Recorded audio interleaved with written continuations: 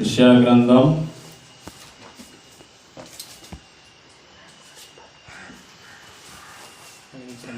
58వ అధ్యాయం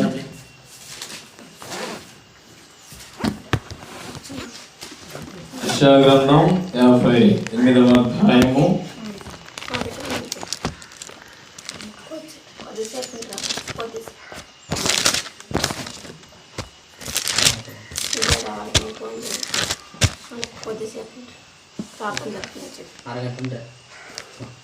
4 నుంచి మనం చూసినట్లయితే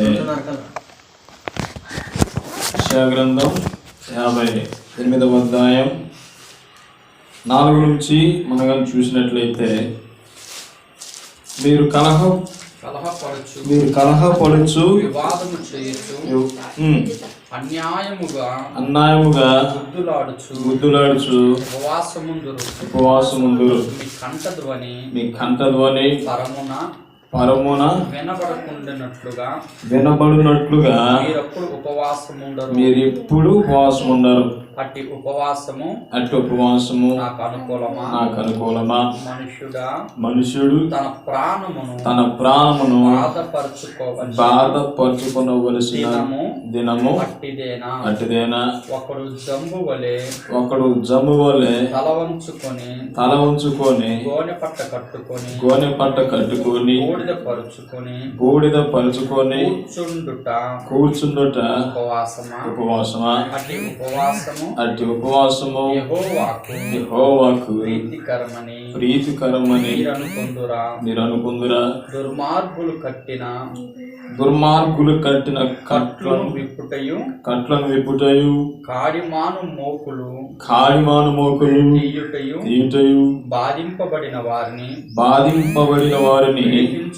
విడిపించుటయు ప్రతి కాడిని విరగొట్టుటయు నేను ఏర్పరచుకొనిన ఉపవాసం కదా. ఈ ఆహారం ఆకలిగొన్న వారికి పెట్టుటయు నీ రథ సంబంధికి ముఖము తిప్పుకున్నట్టుయు దిక్కుమాలిన భేదలను ఇంట చేర్చుకున్నట్టయు వస్త్రహీనుడు నీకు కనబడినప్పుడు వానికి వస్త్రము నిచ్చుటయు ఇదే కదా నాకు ఇష్టమైన ఉపవాసము. హల్లెలూయా, హల్లెలూయా. క్రీస్తునందు ప్రియమైన దేవుని పిల్లలారా, చదవబడిన ఈ యొక్క వేద భాగంలో ప్రభువైన యెహోవా తన సేవకుడైన యెషయాని పంపించి ఇశ్రాయేలీయుల యొక్క ప్రజలతో ఈ యొక్క ప్రవచనాన్ని ఆయన ఎత్తి దేవుని ప్రేరేపణతో యెషయా ప్రవక్త ఇశ్రాయేలీయులకి ఈ మాటలను తెలియజేస్తున్నారు. హల్లెలూయా.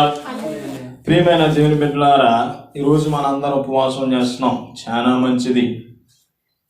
కానీ దేవుడు మెచ్చే ఉపవాసము ఎలాంటి ఉపవాసము అంటే, ఇక్కడ మనము 6 నుంచి చూసినట్లయితే యెషయా గ్రంథం 58:6 నుంచి దుర్మార్గులు కట్టిన కట్ల విప్పుటయు కాడిమాను మోకులు తీయుటయు బాధింపబడిన వారిని విడిపించుటయు ప్రతి కాడిని విరగొట్టుటయు నేను ఏర్పరచుకున్న ఉపవాసం కదా.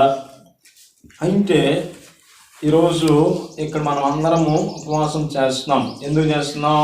మనకున్న సమస్యలు, మనకున్న భయంకరమైన విపత్తుల నుంచి, సమస్యల నుంచి విడుదల పొందటానికి దేవుని సన్నిధిలో మనం అందరం ఉపవాసం పెడుతున్నాం. హల్లెలూయా. రాజు గారికి ప్రేరణతో మరి ఈ ప్రాంతంలో ఉపవాస ఆరాధనలు జరుగుతున్నాయి. అయితే ఈరోజు చాలా మంది మనుషులు వాళ్ళకి ఎదుటి మనుషుల్ని ఆకర్షించడానికి ప్రార్థనలు అన్నీ పెడుతూ ఉంటారు. కానీ మన ఉపవాసము ఎవరు మెచ్చాలి? దేవుడు మెచ్చాలి. అంటే ఇక్కడ మనం జాగ్రత్తగా గమనించినట్లయితే ఇశ్రాయేలు ప్రజలు ఉన్నారు. వాళ్ళు ఏం చేస్తారు? ఉపవాసం ఉంటారు, కానీ ఆ యొక్క మొర అనేది దేవుని సన్నిధికి వెళ్ళదు. ఉపవాసం ఉంటారు, దేవునికి ఇష్టకరంగా ఉండదు. ఇక్కడ 58 మొదట్లో చూసిన తారక బోర ఊదినట్టు ఎలుగెత్తి దగ్గరగా కేకలు వారు చేసిన తిరుగుబాటును నా జనులకు తెలియజేయము, యాకోబు ఇంటి వారికి వారి పాపములను తెలియజేయము. అంటే వీళ్ళందరూ దేవుని మార్గంలో నడుస్తూ కానీ ఆ మార్గాలను వాళ్ళు ప్రేమిస్తున్నారు, ధర్మశాస్త్రాన్ని పాటిస్తున్నారు. ధర్మశాస్త్రమే వారికి దేవుడు అయిపోయింది, కానీ దాని ఇచ్చిన దేవుణ్ణి వీళ్ళు ఏం చేస్తున్నారు? పూర్తిగా మర్చిపోయారు. ఈరోజు మనం కూడా దేవుడు మనం ప్రేమిస్తున్నామా, మనుషులు పెట్టే వీటికి మనం లోనవుతున్నామా అనే దానిని ఈరోజు మనం పరీక్షించుకోవాలి. హల్లెలూయా. అయితే ఇక్కడ దేవుడు అన్నిటికన్నా ప్రాముఖ్యత దేనికి ఇస్తున్నాడు? దుర్మార్గులు కట్టిన కట్లను విప్పుటయు. ఇక్కడ దుర్మార్గులు అంటే మనము వీళ్ళు దుర్మార్గులందరికీ పితామహుడు ఎవరు?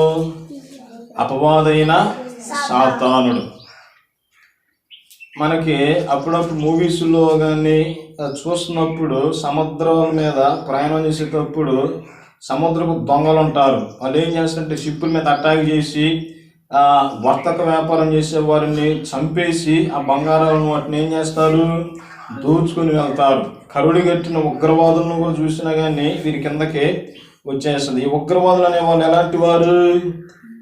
వాళ్ళు బంధిస్తారు, జారిదయ లేకుండా కనికరం లేకుండా ఎదుటి మనిషిని ఒక పామునో ఒక కుక్కనో చంపేసినట్లు వాళ్ళు ఏం చేస్తారు? చంపేస్తారు. ఎలాంటి వారు? అందరూ దుర్మార్గులు. అయితే ఈ అపవాదైన సాతాను ఇప్పుడు మనల్ని ఏమైనా బంధించిందా? మనల్ని ఏమన్నా జైల్లో పెట్టి ఏమన్నా లాక్ చేశారా? చేయలేదు. కానీ వాడు మన కంటికి కనపడని కొన్ని బంధకాలు మానవ హృదయాన్ని వాడు బంధించాడు. హబక్కు గ్రంథంలో ఉంటుంది. వాడు ఏం చేస్తున్నాడు? గాలం పట్టుకుని మనుషులందరికీ వాడు వల వేస్తున్నాడు. అంటే మనుషులందరూ ఎవడి ఆలోచనలో ఉన్నారు? ప్రస్తుతానికి చూసినట్లయితే అపవాదైన సాతానుగాడి కింద మనం అందరం ఉన్నాం. దేవుడు కోరుకునేది ఏంటంటే ఉపవాసము ఆయన కోరుకుంటున్నారు. కానీ ఈ ఉపవాసము ఆయన దృష్టిలో ఎట్లా ఉన్నది? వారు ఉపవాసం ఉంటున్నారు కానీ వారి మొర దేవుని యొద్దకు రావటం లేదు. వారు ప్రార్థన చేస్తున్నారు, వారి ప్రార్థన దేవుని సముఖానికి రావట్లేదు. వాళ్ళు ఎలుగెత్తి కేకలు పెడుతున్నారు, బోరలు ఊదుతున్నారు. బోరలు అంటే అవి బైబిల్లో 7 బోరలు ఉంటాయి. పాత నిబంధనలో 7 బోరలు ఉన్నాయి, ప్రకటన గ్రంథంలో 7 బోరలు ఉన్నాయి. అయితే వీటి గురించి నేను ఎప్పుడన్నా వచ్చినప్పుడు మీకు అందిస్తాను. హల్లెలూయా. అయితే దేవుని సన్నిధిలో మనం ఆశీర్వాదాలు పొందుకోవాలంటే మనం ఏం చేయాలి? మనకు తెలియకుండా కొన్ని కట్లు దుర్మార్గుడు మన జీవితాలలో మన ఇరుగు పొరుగు వారికి వాడు ఆ బంధకాలను వాడు మనల్ని ఏం చేశాడు? బంధించి ఉన్నాడు. ఈ దుర్మార్గుడు కట్టిన కట్లేమిటో బైబిల్లో నుంచి మనం కానీ చూసినట్లయితే గలతీయులకు రాసిన పత్రిక 5వ అధ్యాయము 19 నుంచి చదువుదాం. గలతీయులకు రాసిన పత్రిక 5వ అధ్యాయం 19 నుంచి చూసినట్లయితే శరీర కార్యములు స్పష్టమై ఉన్నవి. అవి ఏవి అనగా జారత్వము, అందరు వినాలి, జారత్వము, అపవిత్రత, కామతత్వము, విగ్రహారాధన, అభిచారము, ద్వేషములు, కలహములు, మత్సరములు, క్రోధములు, కక్షలు, భేదములు, విమతములు, అసూయలు, మత్తతులు, అల్లరితో కూడిన ఆటపాటలు మొదలైనవి. హల్లెలూయా. ఎక్కడ వీటిని జాగ్రత్తగా మనం ఒక్కోటి చూసినట్లయితే 16 రకాల బంధకాలు ఉంటాయి. ఈ బంధకాలన్నీ మనిషిని ఏం చేశాయి? బంధించి ఉన్నాయి. మరి ఈ బంధకాల నుంచి విడుదల పొందాలంటే మనకేది అవసరమో? యేసయ్య మనకి ఎంతో అవసరం. హల్లెలూయా.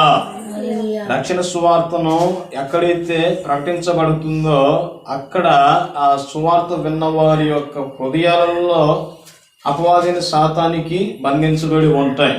ఈ బంధించబడ్డప్పుడు దేవుని వాక్యం ఎప్పుడైతే వస్తుందో ఆ చీకటి పోయి మనకేమొస్తుంది? వెలుగు వస్తుంది. హల్లెలూయా. దేవుని వాక్యము సాతాను గారికి భయమైన సింహస్వప్నం అన్నమాట. హల్లెలూయా. సాతానుడు ప్రార్థన చేస్తాడు, ఏంది ప్రసంగాలు బాగా చేస్తాడు, కానీ వాళ్ళలో ఏముంది, సంపూర్ణత అనేది ఉండదు. దేవుని సన్నిధిలో ఎప్పుడైతే మనము మన పాపాలను ఒప్పుకుంటామో అప్పుడు దేవుడు మన మొరను వింటారు. హల్లెలూయా, హల్లెలూయా. సాతానుడు మొదటిగా దేవుని సముఖంలోనే ఉన్నాడు. వాడు హృదయమందు గర్వించాడు. ఏం చేశాడు? గర్వించాడు. నేనే పెద్ద, నేనే అందరికన్నా పెద్దగా ఉండాలి, నాతోడు లేడు, ఈ ఘనత మహిమ ప్రభావాలంతా నా ద్వారానే దేవునికి చెందుతున్ననేసి వాడు ఏం చేశాడు? గర్వించుకున్నాడు. గర్వం వలన వాడు అక్కడ నుండి త్రోయబడ్డాడు. ఇంకా సాతాను గడికి ప్రవేశం లేదు ఎక్కడ? పరలోకంలో. అయితే మరి ఈ మానవుణ్ణి దేవుడు ఎట్లా కలగేశాడు? తన రూపంలో తన పోలికగా చేశాడు. మానవుడికి మరణం అంటూ లేదు. అయితే మానవుని కలగేసిన దేవుడు మొదటిగా ఏం చేశాడు? ఈ ఫలాలలో వేటిని తినగా నీ ఫలాన్ని నిచ్చావుగా నువ్వు చస్తావని దేవుడు ఆజ్ఞాపించాడు. కానీ అపవాదైన సాతానుడు ఏం చేశాడు? ఆ ఫలాలు తిన్నట్లు మనలోనికి జీవాత్మ పక్కకు పోయి వాడి యొక్క ఆత్మ మనలో ప్రవేశించినప్పుడు ఏం జరిగింది? మానవుడికి మరణం వచ్చింది. భూమి మీద ఇప్పుడు వరకు పుట్టిన వాళ్ళందరూ చచ్చిపోయారు, కానీ చనిపోయి తిరిగి లేచింది ఒకే ఒక్కడు, ఆయనే యేసుక్రీస్తు ప్రభువు. హల్లెలూయా. అపవాది క్రియలను లయపరచుటకే యేసు ప్రభువు లోకానికి వచ్చి ఉన్నాడు. అయితే ఈరోజు మనము దేవుని తెలుసుకొని ఉన్నా, దేవుని సేవిస్తూ ఉన్నా సరే సాతానుడు ఏం చేస్తాడు? మనల్ని ఏదో ఒక రకంగా వాడు బంధిస్తూనే ఉంటాడు. హల్లెలూయా. సాతానుడు గాడు ఎలాంటి కుయుక్తుడో తెలుసా? ఇదిగో మీరు పాటలు పాడుతున్నారు, ఇప్పుడు దాకా మంచిగా ఏం చేయడు, ఇప్పుడు దాకా ప్రార్థన చేశారు, స్టార్టింగ్ ప్రార్థన అయ్య గారు మేము అందరం ఏమండవు, ఆరాధన చేశారు, వాడు ఏమండవు. దేవుని వాక్యం ఎప్పుడైతే ప్రారంభమైద్దో అప్పుడు వాడు ఏం చేస్తాడు? పని చేస్తాడు. ఎట్లా అంటే ఒకసారి ఆకాశ మండలం దురాప సైన్యాలన్నీ ఒక మీటింగ్ పెట్టుకున్నాయి. ఈ మీటింగ్ పెట్టుకొని ఏం చేసినట్టు లూసిఫరు అడుగుతుంది, ఏమని? ఇదిగో మీరు ఎక్కడెక్కడ ఏం చేశారు, మీ యొక్క పని ఏందనేసి అడిగినప్పుడు ఒక సాతానుడు ఏం చెప్పిండు? హలో, నువ్వు ఎక్కడి నుండి వచ్చా, నీ రిపోర్ట్ ఏంటంటే నేను సౌదీ అరేబియా ఈ ప్రాంతాలలో పనిచేస్తాను, నేను ఉగ్రవాదంతా రేకెత్తి ప్రజలని ఒకరొకరు చంపుకునేటట్టు బాంబులు పెట్టి గొడ్డలతో నరికి వాళ్ళందరిని చంపి నేను ఎక్కడ తీసుకుని వస్తున్నాను అందే, నరకానికి తెచ్చాను, ఇదిగో నీది ఇంత పని చేసి అంటే శమాష్ మంచి పని చేసావనేసి వాడికి ప్రమోషన్ ఇచ్చింది. ఇంకొన్ని దేశాల మీద నువ్వు పని చేయన్నాడు. ఇంకొక దెయ్యాన్ని పిలిచి హలో నువ్వు ఎక్కడ పని చేస్తావు ఏంటంటే నేను ఆఫ్రికా ఖండాలలో పనిచేస్తాను, ప్రజల్ని మత్తు పదార్థాలకి డ్రగ్స్కి అడిక్ట్ చేసి వారికి వారే ఇసుకొచ్చేసి సూసైడ్ చేసుకుని చచ్చేటట్టు నేను చేస్తాననేసి వాడు సమాధానం చెప్పాడు. పెరుగు నువ్వు నాకు మంచి పరిచయం చేశావు అనేసి వాడు కూడా ప్రమోషన్ ఇచ్చింది. అంతలోకి ఇంకొకడేమో ఏం చేశాడు? వాడేమో నిద్రపోతా ఉంటున్నాడు సభలో.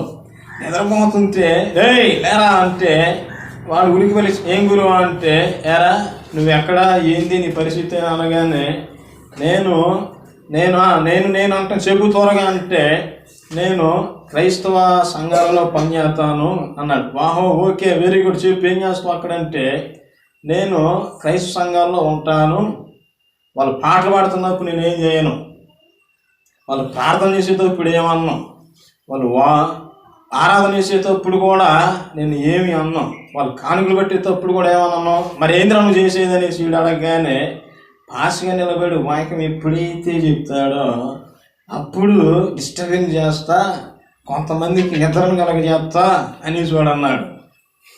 హల్లెలూయా. అంటే చాలా సంఘాలలో చూశాను. మీరు మంచోళ్ళండి, మిమ్మల్ని ఏమంటలేదు. నేను వెళ్ళి చాలా అనేక స్థలాలు చూసినప్పుడు ఎక్కువ శాతం 100%లో 70% ఎక్కువ శాతం గోల కనుక్కొని ముసుగులు ముందుకేసుకొని నిద్రపోతూ ఉంటారు. జాగ్రత్త, యేసు రక్తమే జయం. ప్రియమైన దేవుని బిడ్డలారా, ఈ అపవాదైన సాతానుడు మనల్ని ఇట్టి విధంగా మనల్ని ఏం చేస్తున్నాడు? నిద్రపుస్తాడు. అంటే దేవుని వాక్యం ఎక్కడైతే పని చేస్తుందో అక్కడ దురాత్మ శక్తులు ఎక్కువగా పనిచేస్తాయి. ఈ దురాత్మ శక్తులు ఏం చేస్తాయి అంటే మనల్ని వాక్యం విననీయం. ఇటువంటి వలన ఏం కలుగుతుంది? విశ్వాసం వస్తుంది. విశ్వాసము మనల్ని ఎక్కడికి నడిపిస్తుంది? పరలోకానికి నడిపిస్తుంది. హల్లెలూయా. మనకు వచ్చే కష్టాలు, నష్టాలు, బాధలు, వీటన్నిటిలో దేవుడు మనల్ని ఇదేం పరీక్షిస్తాడు? మన హృదయాన్ని, నా యందు ఎంత నీకు విశ్వాసం ఉన్నదన్నది ఆయన పరీక్షిస్తాడు. హల్లెలూయా. యోబుకు అనేకమైన శోధనలు వచ్చాయి, కానీ యోబుని ఒక్క మాటన్నా తిరిగి దేవుని దూషించాడా? ఏందయ్యే కష్టాలు, ఏందయ్యే బాధలని ఎప్పుడు అనలేదు. అలాంటి కష్టాలు మనకు వస్తే దేవుడు లేడు, ఇదంతా భ్రమలో మనం జీవిస్తున్నాం అనేసి అంటారు. అంటే ప్రియమైన దేవుని బిడ్డలారా, ఈ అపవాదైన సాతానుడు మనల్ని ఈ బంధకాలతో బంధించి మనల్ని ఉన్నాడు. శరీర కార్యాలు స్పష్టమైనవి, అభ్యయనగా జారత్వము అంటే ఆటోమేటిక్గా మనము దేవుల్లోనే నడుస్తాం, ప్రార్థనకి వెళ్తాం, కానుకలు ఇస్తాం, ఆఫరింగ్స్ ఇస్తాం, బాగా వింటాం. కానీ తర్వాత ఆటోమేటిక్ మనకు తెలుసుకున్న మనమే పాపంలోనికి మనం జారిపోతాం. అది మనం జారిపోతాం అనుకుంటాం, కానీ అట్లా జారుడులోకి లాగేది ఎవరు? అపవాదైన సాతాను. హల్లెలూయా. అయితే తర్వాత మనం చూసినట్లయితే దేవుని బిడ్డలారా, జారత్వము, అపవిత్రత, కామకత్వము, విగ్రహారాధన, వ్యభిచారము, ద్వేషములు, కలహములు, మత్సరములు, క్రోధములు, కక్షల భేదములు, విమతములు, అసూయలు, మద్దతులు, అల్లరితో కూడిన ఆటపాటలు మొదలైనవి, వీటిని గూర్చి నేను మునుపు చెప్పిన ప్రకారం ఇట్టి వాటిని చేయవారు దేవుని రాజ్యమును స్వతంత్రించుకొనరని మీతో స్పష్టముగా చెప్పుచున్నాను అనేసి ఇక్కడ పౌలు గారు అంటున్నారు. అంటే ఇలాంటి లోపాలన్నీ మనలో ఉన్నప్పుడు వీటన్నిటిని మనలో ఉంచుకొని మనం ప్రార్థన చేసిన, ఉపవాసం ఉన్నా దేవుడు మనకి వినపడడు, కనపడడు. అర్థమవుతుందా? ఇప్పుడు చదవండి 59వ అధ్యాయం యెషయా గ్రంథం. రక్షింపనేరకుండునట్లు యెహోవా హస్తము కురచ కాలేదు, విననేరకుండునట్లు ఆయన చెవులు మందము కాలేదు. మీ దోషములు మీకును మీ దేవునికి అడ్డముగా వచ్చెను. హల్లెలూయా. మీ పాపములు ఆయన ముఖమునకు మీకు మరుగుపరిచిన కనుక ఆయన ఆలకింప ఉన్నాడు. చూడండి, స్పష్టంగా అర్థమవుతుంది. దేవునికి మానవునికి మధ్యలో ఏమున్నాయి? పాపాలు. దుర్మార్గుడు అనబడిన ఈ యొక్క సాతానుడు ఈ కట్లతో మానవుణ్ణి బంధించి ఉన్నాడు. కావున అందుని బట్టే మనము దేవుని స్వరాన్ని వినలేకపోతున్నాం. యేసయ్య ఏం చెప్పాడు? నాకు మొరపెట్టుము, నేను నీకు ఉత్తరం ఇచ్చేదని అన్నాడు. కానీ మనం అనేక సంవత్సరాలు మనం ప్రార్థన చేస్తున్నాం, అనేక నెలల తరబడి మనం ఉపవాసాలు ఉంటున్నాం, కానీ మనకి ఎందుకని జవాబు రావట్లేదు? మనలో లోపం ఉన్నది. ఆ లోపాన్ని దేవుని నమ్ముకున్నా వాడు పాపంలోనే ఉంటాడు. దేవుని నమ్ముకున్నంత మాత్రం పరిశుద్ధులు అవుతామా? అబద్ధం అనుకుని చెప్పండి. హృదయం అనేది చెడ్డది, మోసకరమైనది. అందులో అనేకమైన మోసాలు, పాపాలు వెగుతూనే ఉంటాయి. మానవుడు బలహీనుడు, కానీ ఏదో ఒక రకంగా ఏదో ఒక విధంగా తప్పులు చేస్తూ ఉంటారు. మరి మనం అనేక సంవత్సరాల నుంచి ప్రార్థన చేస్తున్నాం, ఎందుకని జవాబు రావట్లేదు? మనలో ఏదో లోపం ఉన్నది. ఈరోజు ఆ లోపాలను, ఆ పాపాలను ప్రభు సమక్షంలో ఉపవాస ప్రార్థనతో నీవు ఒప్పుకున్నట్లయితే నీ యొక్క జీవితం 0 నుంచి హీరోగా దేవుడు మార్చగలడు. హల్లెలూయా. కొంతమంది వెంటనే ప్రార్థన చేసే జవాబులు వచ్చాయి, కొంతమంది ప్రార్థన చేసే జవాబులు తొందరగా రాలేదు.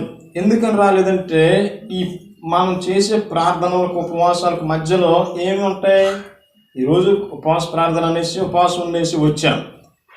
కానీ దేవుడు నా బాధ వినాలి, నా ఆశను తీర్చాలని నా కోరికతో వచ్చామా? పాస్టర్ గారు పిచ్చాడు కాబట్టి వచ్చామా? అవునా కదా? హల్లెలూయా. అంటే మన ప్రార్థనకు ఎందుకని జవాబు రాదు అంటే దేవుని బిడ్డలారా, జాగ్రత్తగా మీకు ఒక సీక్రెట్ చెప్తాను, చెప్పేసి నేను ముగిస్తాను, సమయం అయిపోయింది. ఆకాశ మండలంలో ఏం సంచరిస్తాయి? దురాత్మ శక్తులు సంచారం చేస్తాయి. మనం దేవుని నమ్ముకొని పవిత్రంగా కోసం జీవించిన మనలో చిన్న చిన్న లోపాలు, పొరపాట్లు ఉంటాయి. మనం ప్రార్థన చేయడానికి వచ్చినప్పుడు మొదటిగా మనం ఏం చేయాలి? దేవుని సమక్షంలో మన పాపాలన్నిటినీ ఒప్పుకోవాలి. మనిషి రోజుకి వచ్చేసి 270 రకాల పాపాలు చేస్తాడు, లేచిన కానుండి పడుకునేంత వరకు. వాటికి దేవుడు 686 రకాల శిక్షలను దేవుడిస్తాడు. అయితే మనం చూపు ద్వారానో, నోటి మాట ద్వారానో, నడిచే నడత ద్వారానో, ఆలోచించే విధానంలో, హృదయ తలంపుల ద్వారానో ఏదో ఒక రకం మనిషి తప్పు చేస్తాడు. ఫార్మాలిటీగా మనం ప్రార్థన చేసుకునే సమయానికి ఆటోమేటిక్ మనం దేవునికి ప్రార్థన చేస్తాం, కానీ మనం వాటిని దేవుని సముఖంలో ఒప్పుకోం. ఆ ఒప్పుకోకుండా ప్రార్థన చేసినప్పుడు ఆ ప్రార్థనకు జవాబు రాదు. ఎందుకనంటే దేవుని బిడ్డలారా, ఈ ఆకాశ మండలంలో ఏం సంచారం చేస్తున్నాయి?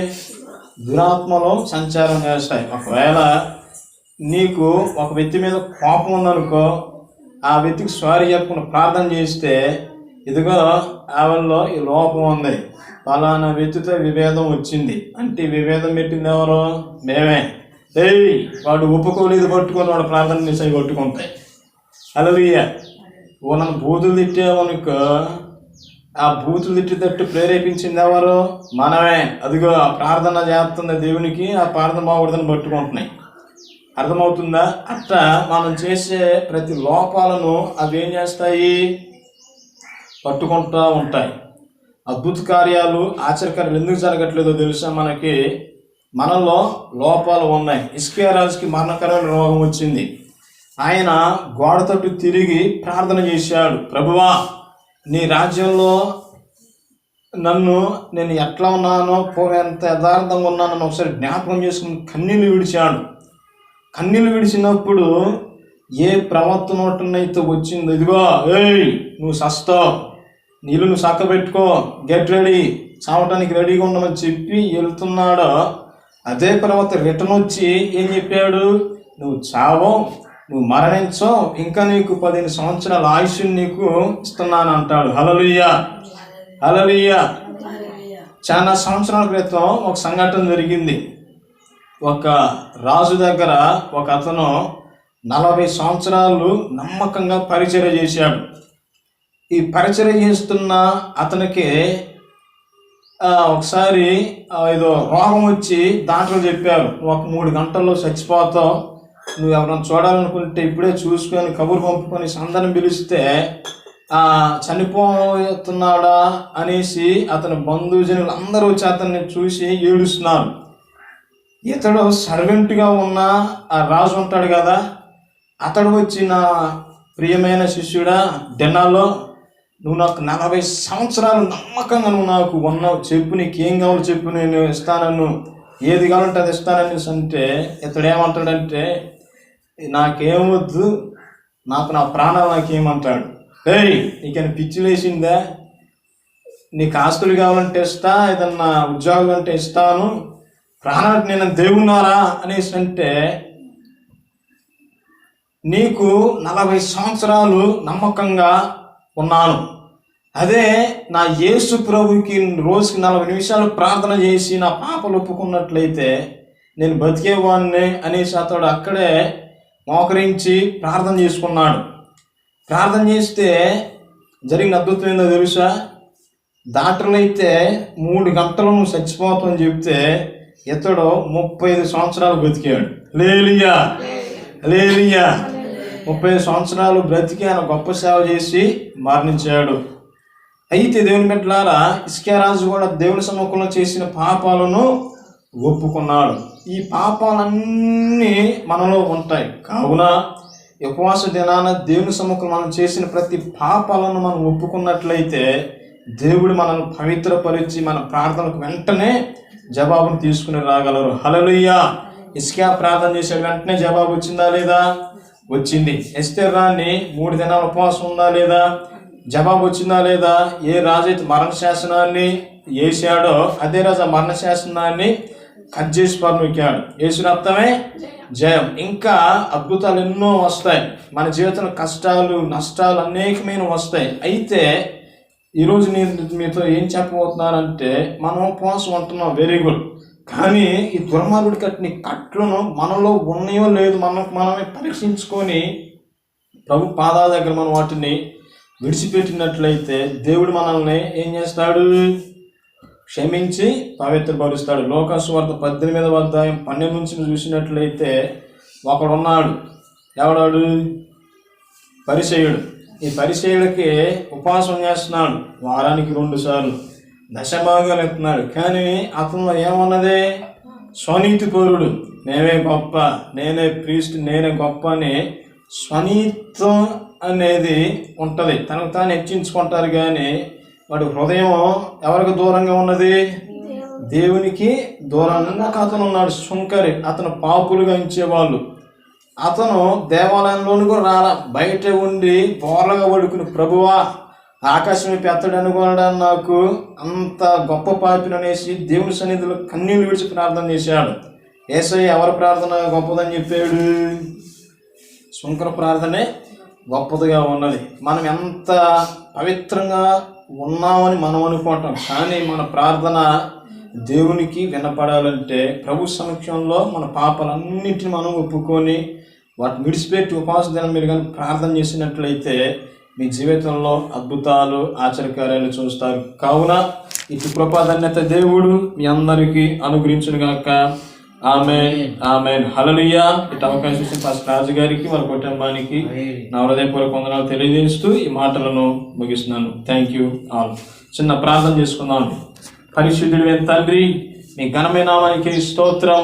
అబ్రహాం, ఇస్సాకు, యాకోబుల యొక్క దేవ, మీరు మాతో మాట్లాడినందుకు వందనాలు అయ్యా. నీకు వ్యతిరేకంగా మేము చేసిన ప్రతి పాపాలను పొరపాట్లను నీ శిలువ రక్తం కింద అయ్యా మేము వస్తున్నాం. మమ్మల్ని ప్రోక్షించండి, మా మీద ప్రోక్షించండి. మమ్మల్ని పవిత్రులుగా చేసి నీ రాజ్యవ్యాప్తుల్లో నీ సముఖంలో చేసిన ప్రతి ప్రార్థనకు మీరు మాకు జవాబులు మీరు అనుగ్రహించమని యేసయ్య నామంలో అడుగుతున్నాం తండ్రి. ఆమేన్, ఆమేన్, ఆమేన్. హల్లెలూయా.